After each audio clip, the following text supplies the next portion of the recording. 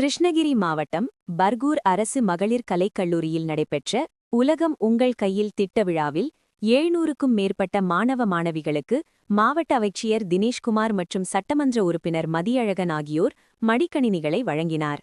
கிருஷ்ணகிரி மாவட்டம் பர்கூர் அரசு மகளிர் கலை மற்றும் அறிவியல் கல்லூரி வளாகத்தில் உலகம் உங்கள் கையில் திட்டத்தின் மூலம் மடிக்கணினி வழங்கும் நிகழ்ச்சி நடைபெற்றது.